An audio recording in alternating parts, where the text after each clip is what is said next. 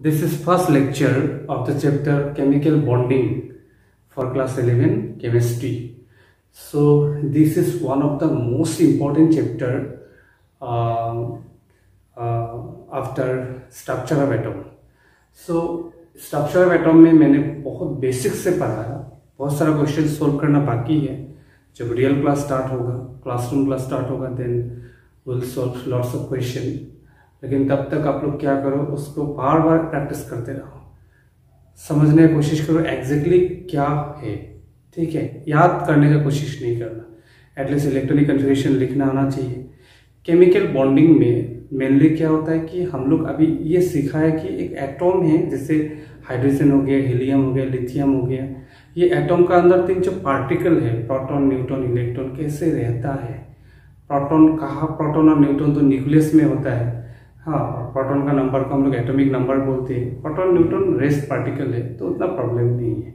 हाँ, रेस्ट बोल नहीं सकते, वहाँ पे भी स्पिन है, वाइब्रेशन है, उसको हम लोग पढ़ोगे न्यूक्लियर फिजिक्स में क्लास 12 में. लेकिन यहाँ पे मेनली हम लोग स्ट्रक्चर ऑफ एटम में इलेक्ट्रॉन को लेके पढ़ा था. ऑर्बिट, ऑर्बिटल, ये सब concept. Orbit 2 dimensional, orbital 3 dimensional. एक इलेक्ट्रॉन के लिए 4 क्वांटम नंबर चाहिए. बोर्ड्स ने बताया था कि एक इलेक्ट्रॉन का पोजीशन फिक्स्ड होता है, रेडियस फिक्स्ड है, वेलोसिटी फिक्स्ड है, एनर्जी फिक्स्ड है. बाद में देखा गया कि नहीं, इलेक्ट्रॉन थोड़ा डिस्ट्रीब्यूटेड होता है. डिस्ट्रीब्यूटेड जगह का मतलब ले आप लोग फिर फर्दर सब सेल का बारे में कॉन्सेप्ट लाया. मेन सेल, सब सेल, फिर ऑर्बिटल. ठीक है, एक ऑर्बिटल में मैक्सिमम कितना इलेक्ट्रॉन होता है? 2 इलेक्ट्रॉन होता है. मतलब एन जो है वो हम लोग सेल बोलेंगे, एल जो है वो सब सेल बोलेंगे, और जो एन है, N that is called, sorry L जो है that is called, sorry N हो गया आपका shell, this is shell. L हो गया आपका सब सेल, सब सेल. जैसे N1 हो गया, 2 हो गया, 3 हो गया. सेल का नाम भी दिया था, K shell, L shell, M shell, N shell. L हो गया आपका, L का वैल्यू 0 हो सकता है, 1 हो सकता है, 2 हो सकता है, 3 हो सकता है. This is S orbital, this is P orbital, this is D orbital, this is F orbital. यहाँ पे इलेक्ट्रॉन कैपेसिटी 2, यहाँ पे 6, यहाँ पे 10, यहाँ पे कितना है 14.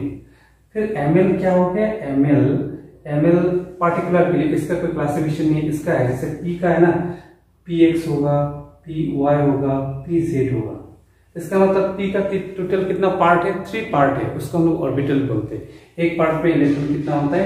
2 होता है. तो एक ऑर्बिटल में आपका कितना होता है इलेक्ट्रॉन? 2. सो केमिकल बॉन्डिंग में मेनली हम लोग क्या देखेंगे, जो एटॉम्स है, एटॉम का जो स्टेबिलिटी अभी मालूम चल गया हम लोग, कौन एटॉम स्टेबल है. ठीक है, जैसे हाइड्रोजन हो गया, हीलियम हो गया, लिथियम हो गया, बेरिलियम हो गया, बोरॉन. सो एटॉम्स लोग बॉन्डिंग क्यों फॉर्म करता है, बॉन्डिंग फॉर्म करके मॉलिक्यूल क्यों फॉर्म करता है.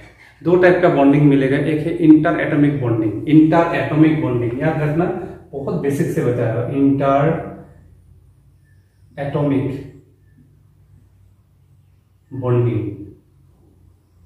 Inter atomic bonding. जैसे हाइड्रोजन के बीच में बॉन्डिंग है जो H2 फॉर्म कर रहा है, this is called inter atomic bonding. जैसे हाइड्रोजन, ऑक्सीजन, हाइड्रोजन, कौन सा मॉलिक्यूल फॉर्म हो रहा है? H2O. मैं शेप नहीं बताया, मैं ऐसे ड्रॉ किया, शेप अलग होता है, इस मॉलिक्यूल का शेप अलग होगा, शेप भी हम लोग देखना है. तो ये H2 मॉलिक्यूल है. तो H2 मॉलिक्यूल का अंदर जो हाइड्रोजन और ऑक्सीजन के बीच में बॉन्डिंग है, that is called inter atomic bonding. Inter atomic. Okay, so inter atomic bonding में हम लोग को मेनली पढ़ना है आपका आयोनिक बॉन्डिंग. आयोनिक मेन है, आयोनिक एंड कोवेलेंट. ठीक है, ionic and covalent 2 inter atomic bonding हम लोग को पढ़ना है. मेनली एटॉम का बीच में bonding, inter atomic bonding. Okay, उसके बाद ना इंटर मोलिकुलर बॉन्डिंग में हम लोग पढ़ना है. इंटर छोटा सा टॉपिक है, मैं तो बेसिक से बता रहा हूं. इंटर मोलिकुलर मतलब मोलिकुल का बीच में बॉन्डिंग. ये था एटॉम का बीच में बॉन्डिंग. ये एटॉम, हाइड्रोजन एटॉम है, ये भी एटॉम है, सिंगल. हाँ, और मोलिकुलर मतलब जैसे वाटर का बीच में बॉन्डिंग है. वाटर मोलिकुल जो है, वाटर मोलिकुल के बीच में बॉन्डिंग. इस बॉन्डिंग का नाम है हाइड्रोजन बॉन्डिंग। और भी रीजन है, डाइपोल का वैसे भी होगा, ठीक है। सो हाइड्रोजन बॉन्डिंग हो गया इंटरमोलिकुलर। सो जहां पे हाइड्रोजन बॉन्डिंग होता है वहां पे मालूम चलेगा बाद में जो हाइड्रोजन बॉन्डिंग होता है वो लिक्विड स्टेट में होता है, ठीक है। फिर हम लोग मेटेलिक बॉन्डिंग भी थोड़ा बहुत सीखना है, कोऑर्डिनेट बॉन्डिंग सीखना है, लेकिन मेन है यहाँ पे ionic and covalent bonding. So bonding क्यों फॉर्म करता है ये आपको जानना होगा, व्हाई केमिकल बॉन्डिंग। सो कोई कोई एटम होता है, देखा गया स्ट्रक्चर ऑफ एटम में, हाँ कोई कोई एटम होता है सिंगल में अनस्टेबल होता है। सिंगल में अगर रहता है जैसे हाइड्रोजन एटम है, सिंगल में अगर रहेगा तो ये अनस्टेबल है। सिंगल फॉर्म में मिलता है, आपको चाहिए होगा, निसेंट हाइड्रोजन बोलते हैं उसको, आप इनऑर्गेनिक केमिस्ट्री में पढ़ोगे। सो ये सिंगल हाइड्रोजन अनस्टेबल होता है, अनस्टेबल इसका एनर्जी जाता है, अनस्टेबल। जहां पे अनस्टेबल जब होगा एनर्जी मैक्सिमम होगा। ये सब पॉइंट आपको गर्व करना है, फोकस करना है। एनर्जी क्या होता है, ज्यादा होता है जब वो H2 फॉर्म में रहता है ना, हाइड्रोजन H2 फॉर्म में, मोलिकुलर फॉर्म में रहता है। ये तो एटम हो गया, एटम सिंगल। जब ये मोलिकुलर फॉर्म में रहता है, मोलिकुलर, ओके, मोलिकुलर फॉर्म में रहता है, मोलिकुल, तो ये क्या होता है आपका, स्टेबल होता है। This is stable.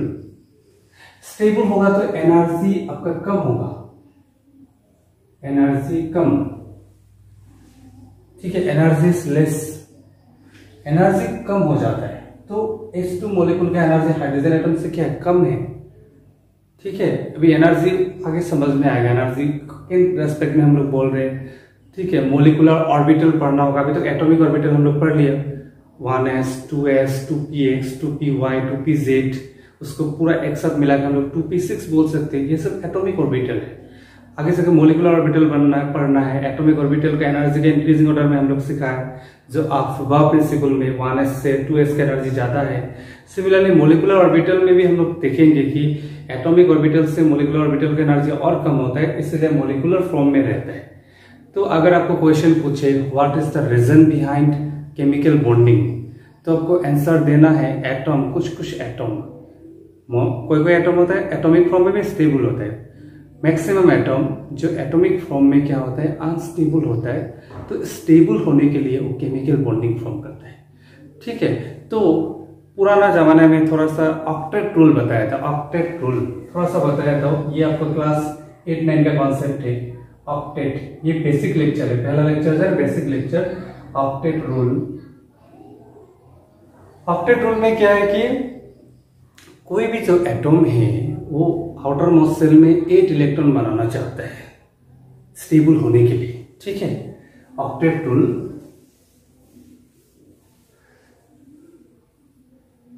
एटम और एलिमेंट, इसको एलिमेंट भी बोल सकते हैं, element want 8 electron in its outermost cell, outermost cell to get stable। Stable होने के लिए एटम और एलिमेंट कितने इलेक्ट्रॉन बनाना चाहता है, 8 इलेक्ट्रॉन बनाना चाहता है। जैसे मान लो कि आपका सोडियम है, तो इलेक्ट्रॉनिक कॉन्फ़िगरेशन क्या है, फर्स्ट ऑर्बिटल में 2, सेकंड में 8, थर्ड में क्या होगा 1। ऐसा भी लिख सकते हैं इसको 1s2 2s2 2p6 3s1। इसका मतलब है ये जो आउटर मोस्ट सेल में देखो 1 इलेक्ट्रॉन है, तो 1 है तो और कितना चाहिए इसको, 7 चाहिए 8 बनाने के लिए, तो 7 ये गेन नहीं कर सकता है। तो सोडियम क्या करता है, एक इलेक्ट्रॉन डोनेट कर देता है इसको, सॉरी यहाँ पे ड्रॉ कर देता है, एक इलेक्ट्रॉन डोनेट कर देता है। तो क्या फॉर्म होता है, सोडियम प्लस।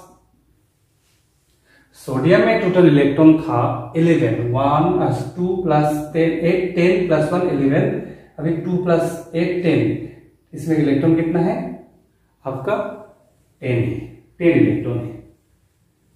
सो ऑक्टेट रूल मतलब डोनेट जो करेगा किसी और को करेगा तो एक बॉन्डिंग हो जाएगा, रिलेशन में आ जाएगा। तो आउटर मसल में एक इलेक्ट्रॉन बनाना चाहता है, किसके लिए? स्टेबल होने के लिए। लेकिन इसका ना लिमिटेशन भी है। जैसे मान लो कि जो एटम में एक ही ऑर्बिटल है, हाइड्रोजन हो गया, इसके एक इलेक्ट्रॉन है, हाइड्रोजन एटम में एक इलेक्ट्रॉन है, लेकिन फर्स्ट ऑर्बिटल के इलेक्ट्रॉन कैपेसिटी कितना है? 2 है। तो इसको एक इलेक्ट्रॉन और चाहिए। ओके, सो ये ऑक्टेट रूल को ओबे नहीं कर रहे, लिमिटेशन है। लिमिटेशन ऑफ ऑक्टेट रूल में आपको क्या लिखना होगा? ये some atom like hydrogen, helium, lithium, they want 2 electron in its outer muscle, क्योंकि फर्स्ट ऑर्बिटल में 2 इलेक्ट्रॉन होने से स्टेबल हो जाता है। क्योंकि हीलियम का 2 है तो हीलियम किसी तरह का बॉन्डिंग नहीं करता है। तो this is all about chemical bonding क्यों फॉर्म करता है, ऑक्टेट रूल क्या है, ऑक्टेट रूल का लिमिटेशन क्या है, थोड़ा बहुत आपको समझ में आ गया। अभी हम लोग मेनली ना सबसे आपको यहाँ पे टर्निंग पॉइंट भी आ सकता है कॉन्सेप्ट में। हम लोग पहले आयोनिक बॉन्डिंग को सीखना है। हाँ, आयोनिक बॉन्डिंग देखो, फिर मैं डिटेल्स जाऊंगा। बेसिक पहले बता रहा हूँ, 9, 10 का कॉन्सेप्ट है। हाँ, आयोनिक बॉन्डिंग 8, 9, 10 का आयोनिक बॉन्डिंग। अभी देखो, जो पेरियोडिक टेबल अब सीखा था ना, hydrogen, helium, lithium, beryllium, boron, carbon, nitrogen, oxygen, fluorine, neon, sodium, magnesium, aluminium, silicon, phosphorus, sulphur, chlorine, argon. ठीक है, मैं इतना ही ले रहा हूं। ये है ग्रुप नंबर 1, 2, 3, 4, 5, 6, 7, 8। मैं मेंडलीव पेरियोडिक टेबल ड्रॉ कर रहा हूँ। मेंडलीव में 8 ग्रुप था, मॉडर्न का नहीं। मॉडर्न पेरियोडिक टेबल अलग होता है। मान लेते हैं यहाँ पे पीरियड नंबर 1 है, पीरियड नंबर 2 है, पीरियड नंबर 3 है। भाई फर्स्ट ग्रुप में क्या कॉमन है? हाइड्रोजन को छोड़ देते हैं, हाइड्रोजन का थोड़ा अलग नियम है। फर्स्ट ग्रुप में जो भी एलिमेंट है, लिथियम, सोडियम, इसमें पोटेशियम आएगा, उसमें कॉमन क्या है ना? लिथियम का एटॉमिक नंबर कितना है? इसे याद करना होगा 3। फर्स्ट ऑर्बिटल में 2 इलेक्ट्रॉन है, आउटर मसल में क्या है? 1 है। ये जो 1 इलेक्ट्रॉन है, ये आपको क्या करेगा? आउटर मसल में कितना चाहिए? इसमें 8 कैपेसिटी है, 8 होने से स्टेबल होगा। तो ये 1 इलेक्ट्रॉन है तो 7 गेन नहीं कर सकते, तो ये डोनेट करेगा। तो इसमें भी 1 है आउटर मसल में। सोडियम में भी आपको आउटर मसल में 1 है, 2, 8, 1। तो व्हाट इज द कॉमन है? कॉमन इज आउटर मसल में 1 इलेक्ट्रॉन है। तो ये ग्रुप 1 मेटल का सबका आउटर मसल में कितना है? 1 इलेक्ट्रॉन है, 1 इलेक्ट्रॉन है।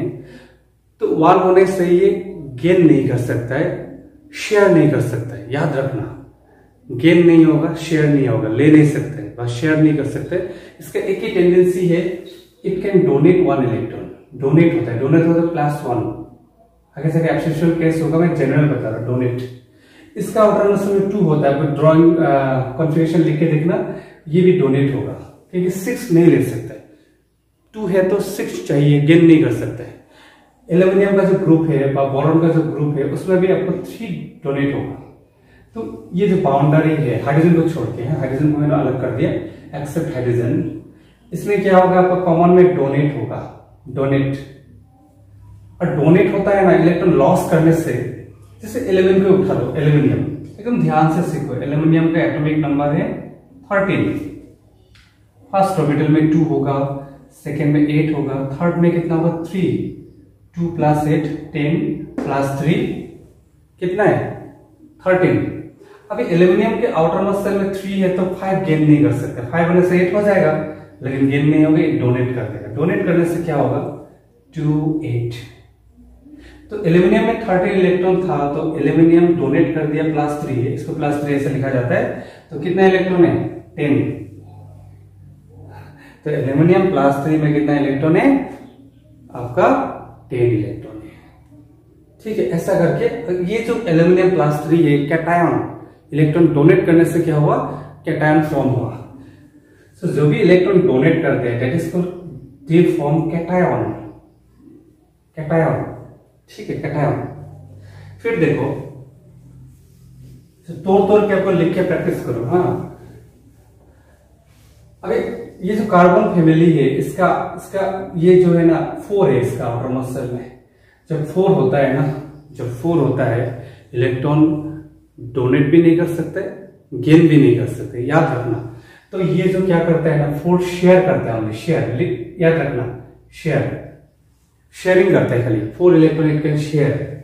इसका आउटरमोस्ट शेल में 5 है ना, 5 होने से ना ये आपका डोनेट नहीं कर सकते, आउटरमोस्ट शेल में 5 होने से डोनेट नहीं कर सकते, 5 इलेक्ट्रॉन डोनेट करना पॉसिबल नहीं है। इससे बेटर है वो 3 इलेक्ट्रॉन गेन कर लेगा। 8 बनाना है आउटरमोस्ट शेल में एनी हाउ। सो ये क्या होगा, इसमें 3 या तो शेयर होगा या तो 3 गेन होगा, कॉमन, सबका कॉमन है, ठीक है। फिर जो ये जो ग्रुप है इसमें क्या होगा, आउटरमोस्ट शेल में 6 है तो 2 शेयर होगा, 2 क्या होगा, गेन होगा। इसका जो आउटरमोस्ट शेल में क्या है, 7 है तो 1 क्या होगा, आपका गेन होगा, या तो 1 क्या होगा, शेयर होगा। इसका जो आउटरमोस्ट शेल में फुलफिल है तो ये ना डोनेट करता है, गेन भी नहीं करता है, शेयर भी नहीं करता है, तो ये बॉन्डिंग फॉर्म करता भी नहीं है। They are called mono atomic gas, they are single, वो लोग सिंगल फॉर्म में रहते हैं। तो याद रखना, इस साइड में गेन व शेयर नहीं होगा, इस साइड में डोनेट नहीं होगा, यहाँ पे डोनेट नहीं होगा। तो याद रखना कि ये बाउंड्री के इस पार हम लोग नॉर्मली बोलेंगे नॉन मेटल, एक्सेप्शनल केस आएगा बाद में, नॉन मेटल, हाइड्रोजन भी इसमें आ जाएगा, नॉन मेटल। नॉन मेटल का 2 मेनली टेंडेंसी है, इलेक्ट्रॉन या तो गेन करेगा या तो शेयर करेगा, क्योंकि कार्बन को छोड़ के, कार्बन आपका गेन नहीं कर सकता। फिर इस साइड में जो भी है जो डोनेट करता है, दे आर कॉल्ड मेटल। तो मेटल हमेशा क्या फॉर्म करता है, कैटायन। और नॉन मेटल गेन करने से, नॉन मेटल शेयर करने से नहीं, गेन करने से, ये 2 टेंडेंसी है, गेन करने से क्या होगा, एनायन, एनायन फॉर्म करता है। एनायन मतलब negative ion, negative ion, ion मतलब चार्ज का, चार्ज जो बैलेंस नहीं है, न्यूट्रल नहीं है।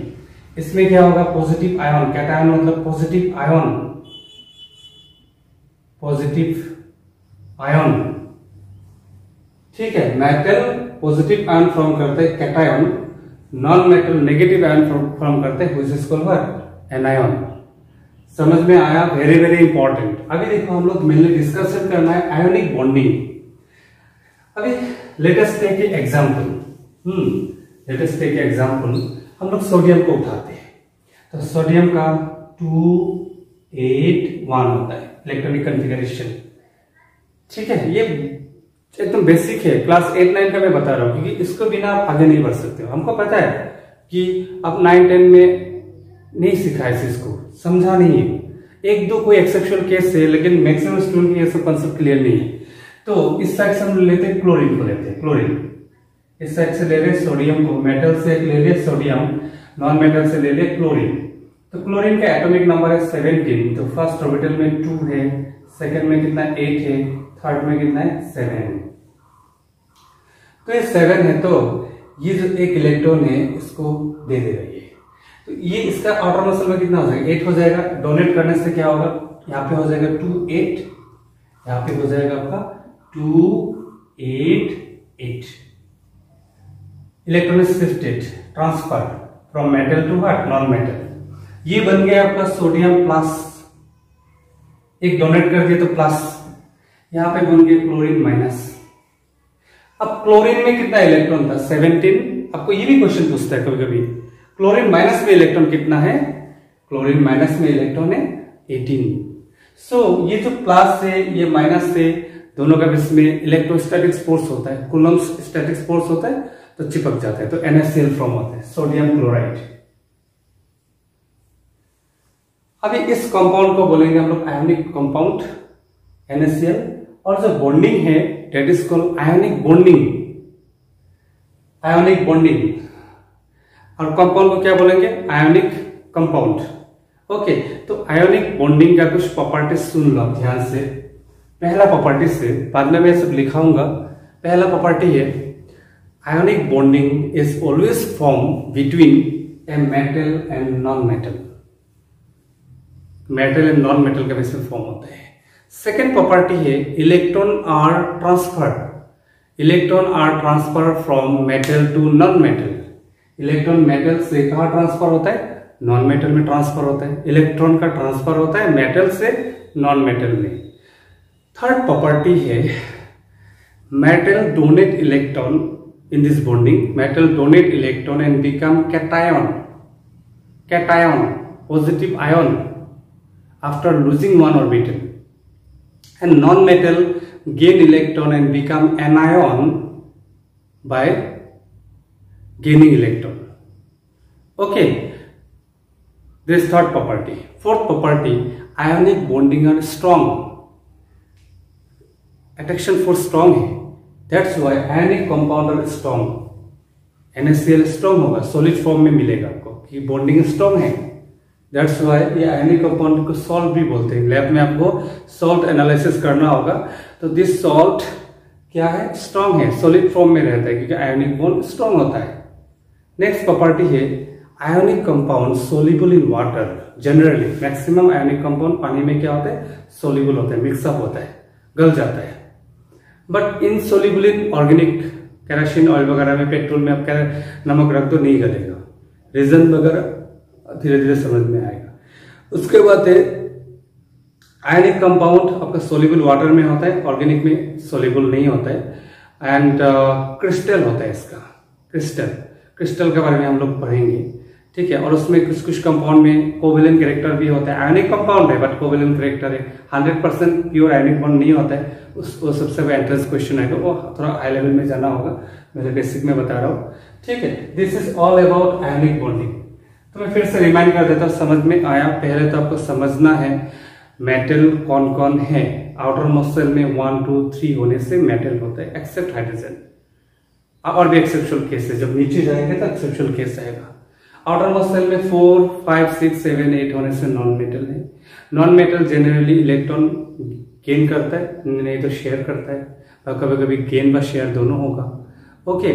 बट कोई कोई बॉन्डिंग भी फॉर्म नहीं करते, वो भी नॉन मेटल है। जैसे हीलियम में बॉन्डिंग फॉर्म नहीं करेगा, नॉन मेटल है, दे आर मोनोटॉपिक गैस। फिर आयोनिक बॉन्डिंग होता है मेटल एंड नॉन मेटल के बीच में।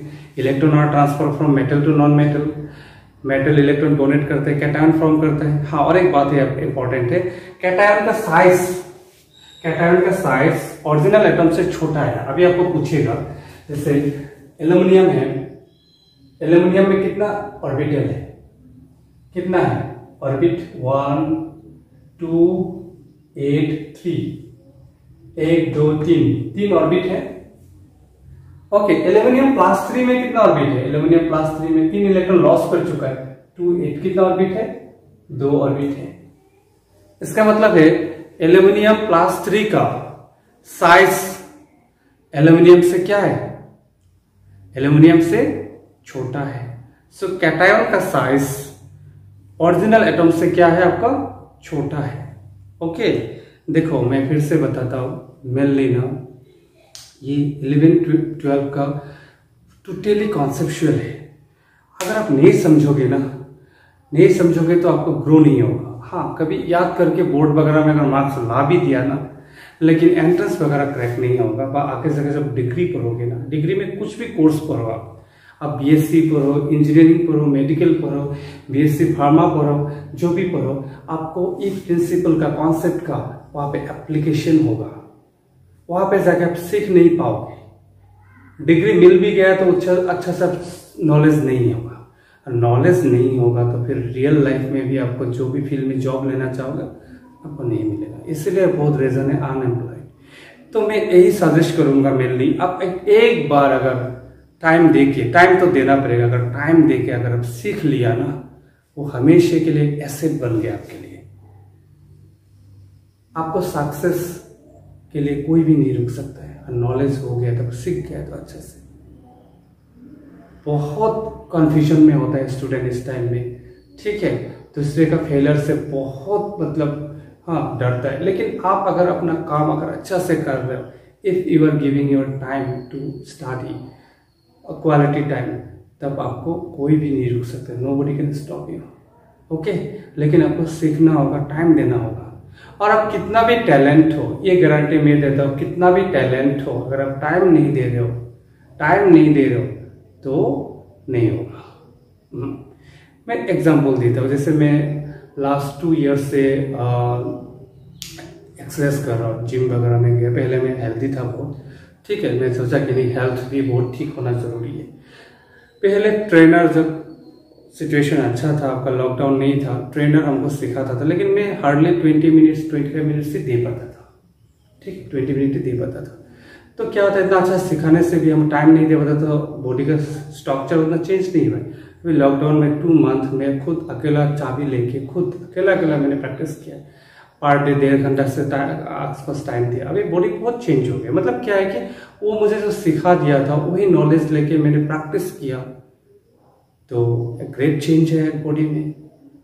हाँ, बहुत ग्रेट चेंज है, कंफर्टेबल भी अभी फील होता है। अब समझ में आ रहा है ना मेनली, आप अगर थोड़ा बहुत सीख गया, उसको अगर प्रैक्टिस नहीं किया, अच्छा से मेंटेन नहीं किया, तो भी मीनिंगलेस हो जाता है, ठीक है। हाँ, सिखाने के लिए भी चाहिए होगा, विदाउट टीचर अब नहीं होगा। अब अच्छा सिखाने वाला चाहिए, प्लस आप भी अच्छा से सीखने वाला हो, सीखना है मतलब, then only resultant, you will get the resultant.